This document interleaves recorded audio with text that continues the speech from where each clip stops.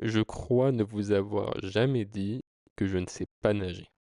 En revanche, en développement informatique, je m'y connais pas mal. Je dirais même que c'est l'une de mes spécialités. Alors aujourd'hui, je souhaite traiter avec vous une question qui va commencer à devenir peut-être de plus en plus importante, de plus en plus omniprésente. Et cette question, c'est celle du développement avec l'intelligence artificielle. Alors, je vous mets en garde, cette vidéo s'adresse à un public plus averti. Un public sans doute dans la branche développement informatique ou gestion de projet informatique. Et voilà, une audience qui s'intéresse non seulement à la technique, mais aussi au développement, à l'intelligence artificielle et à comment tout ça fonctionne.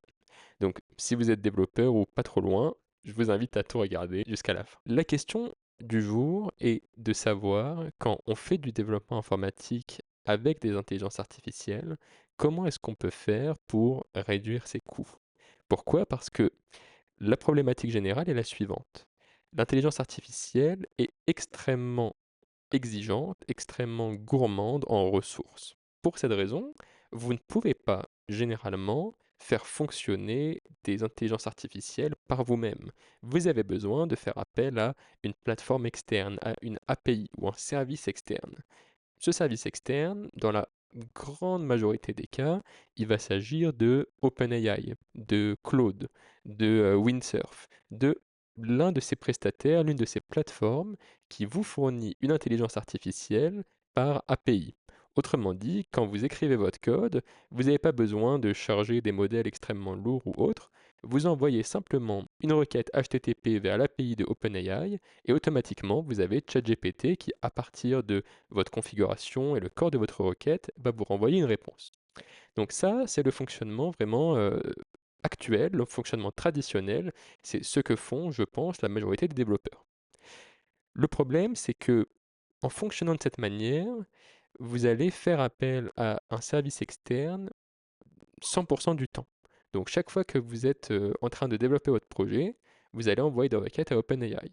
Chaque fois que vous allez devoir tester une fonctionnalité, vérifier que votre scénario fonctionne bien, eh bien, vous allez envoyer des requêtes à OpenAI, à Claude et autres. Alors, la question est de savoir, mais pourquoi est-ce que c'est un problème d'envoyer toutes ces requêtes comme ça à OpenAI, Claude et autres? Le problème, c'est que c'est payant. Le problème, c'est que ça prend du temps. Le problème, c'est que ça introduit une part d'aléatoire. Et donc, la conséquence de tout ça, c'est que le problème général que ça introduit dans votre cycle de développement, c'est que ça vous fait perdre un temps conséquent. Vraiment, c'est du temps gaspillé alors qu'on pourrait fonctionner autrement. On pourrait faire sans ces services externes, en tout cas lors du cycle de développement, pour gagner du temps et enfin pour éviter de payer. Parce que mettons que chaque fois que vous faites appel à l'API OpenAI, Claude et autres, chaque fois que vous faites appel à leur API, mettons que votre requête coûte 1 centime, 2 centimes, 3 centimes, 10 centimes, selon la complexité des tâches que vous demandez, selon la taille de votre prompt, la taille de l'objet en réponse qui va vous être envoyé.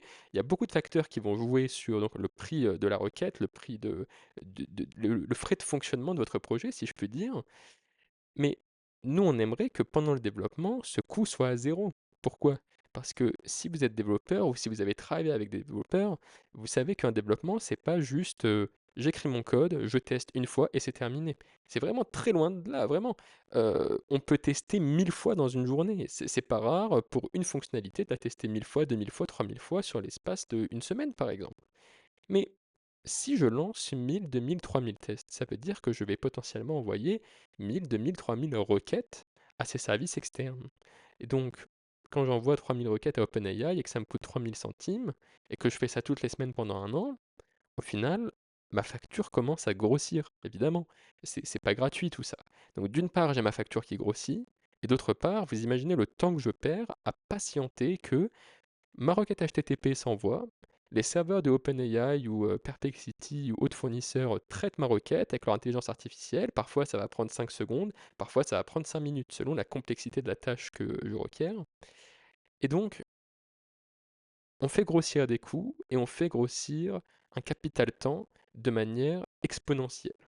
Le sujet est donc de se demander, quand on fait son développement, comment est-ce qu'on peut euh, retirer ces problématiques de manière totale ou presque. Donc, mon conseil pour aujourd'hui serait de premièrement ne plus faire appel à des services externes, mais de faire appel à un service interne. Autrement dit, au lieu de utiliser l'API de OpenAI ou l'API de Perplexity ou autre pour traiter vos demandes, ce que vous allez faire, c'est que vous allez trouver un projet open source sur GitHub ou autre qui reproduit en tout point l'API de OpenAI ou Perplexity. De nos jours, c'est extrêmement commun. Pourquoi? Parce que quand ChatGPT s'est lancé, quand OpenAI a ouvert la voie sur l'intelligence artificielle grand public, ce qu'ils ont fait, c'est qu'ils ont été les premiers à proposer une API au travers de laquelle on a pu solliciter leurs agents et leurs fonctionnalités sur l'intelligence artificielle. Donc, du fait qu'ils aient ouvert la voie, aujourd'hui, tout le monde a répliqué leur standard, leur fonctionnement d'API. Donc, vous êtes en mesure aujourd'hui de trouver sur GitHub beaucoup de projets open source qui reproduisent à l'identique ou alors presque le standard de communication API OpenAI.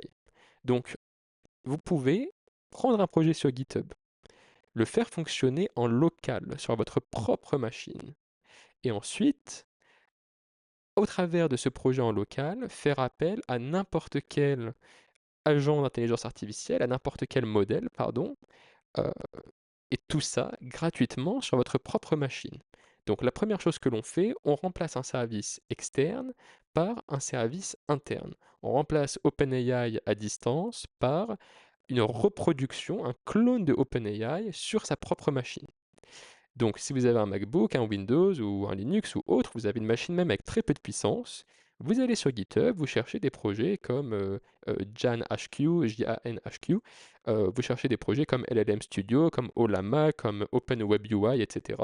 Ils sont tous des projets qui vous permettent de télécharger des modèles d'intelligence artificielle gratuits et open source, et à partir de ces modèles, exposer sur votre machine un serveur que l'on qualifie de OpenAI Compatible. Donc un serveur qui reproduit en tout point la nomenclature, le standard de communication, le protocole de communication de OpenAI. Pourquoi est-ce que c'est extrêmement important? Parce que ça signifie que si vous faites tout votre développement avec cette copie locale d'un OpenAI, quand vous aurez à passer en production, vous n'aurez qu'à faire une seule chose: changer l'URL de l'API à laquelle vous faites appel. Donc, si aujourd'hui votre API se situe sur votre propre machine, il y a fort à parier que l'URL pour faire appel à cette API, ce sera http://localhost et votre port. Donc, votre serveur est bien en local, vous avez une copie factice de OpenAI sur votre machine. Mais quand vous allez passer en production, vous n'aurez qu'une seule chose à faire: remplacer ce http://localhost par api.openai.com. Et automatiquement, tout fonctionnera. Pourquoi? Parce que jusqu'à preuve du contraire, jusqu'à changement de fonctionnement, votre projet open source que vous avez auto-hébergé sur votre propre machine en local reproduit en tout point les, les règles et le fonctionnement de l'API d'OpenAI. Maintenant, ça c'est une première chose. En faisant ça, vous allez pouvoir économiser une tonne d'argent et beaucoup de temps. La deuxième chose, et je vous invite à le faire, c'est de ne pas utiliser de modèle qui soit gros. On a souvent tendance à se dire ouais, je vais m'acheter une grosse machine, ou alors j'ai déjà une grosse machine, donc pourquoi pas, je vais me faire plaisir, je vais me télécharger des modèles d'intelligence artificielle qui sont très lourds, très puissants, qui ont beaucoup de paramètres, qui ont 13 milliards de paramètres, qui font 36 gigas parce que j'ai une carte graphique. Mais en réalité, c'est pas la bonne démarche selon moi. Parce que quand on fait un développement, on souhaite s'assurer que le plan de fonctionnement est correct, que la méthodologie est bonne, que l'on fait appel à l'API correctement. Une fois que tout ça est bon, alors on peut peut-être s'intéresser à faire du fine-tuning, à retravailler son prompt, retravailler la manière dont on demande l'output au modèle d'intelligence artificielle. Mais tout ça, moi j'aurais tendance à préconiser de le faire seulement quand tout votre code est déjà parfait, que vous avez votre logique. Si vous avez de la mise en cache, est-ce que votre mise en cache fonctionne bien? Si vous avez une base de données, est-ce que ça fonctionne bien? Si vous avez un dispatching de tâches avec une queue en back-end pour traiter les requêtes qui peuvent prendre du temps de manière, parallèle et sans impacter le thread principal, est-ce que ça aussi ça fonctionne bien? Une fois que vous avez l'assurance que tout fonctionne correctement, alors à ce moment-là, passez sur OpenAI ou alors passez sur un modèle local qui est plus puissant. Mais tant que vous êtes en développement, je recommande vivement d'utiliser un modèle minuscule, un modèle de 512 mégas, un Tiny Llama, un Llama 1 billion, donc avec très peu de paramètres, mais qui sera très rapide. Pourquoi est-ce que je recommande ça? Parce que avec un modèle petit, vous aurez des réponses très rapides. Vous pourrez rapidement tester le caractère fonctionnel de votre application et plus tard, quand tout sera fonctionnel, et vous pourrez enfin tester le caractère intelligence artificielle et là passer du temps à retravailler, voilà ce qu'on a évoqué auparavant, le prompt, la conception et la manière de faire appel au modèle d'intelligence artificielle et l'ordre dans lequel éventuellement on les faut communiquer ensemble si on fait appel à plusieurs modèles. Donc, si vous faites du développement ou que vous travaillez avec un développeur ou que cela vous intéresse, voilà, c'est mon conseil pour aujourd'hui. Faites votre projet en local avec un serveur qui reproduit le fonctionnement d'une API OpenAI ou autre en local sur votre machine et servez-vous de modèles minuscules. Une fois que tout fonctionne, là, passez en réel, passez en production, utilisez une vraie API, une vraie intelligence artificielle, un vrai modèle qui est plus lourd, qui a plus de paramètres et qui pourra du coup vous fournir des réponses et un fonctionnement plus intelligent, si on peut dire ça comme ça.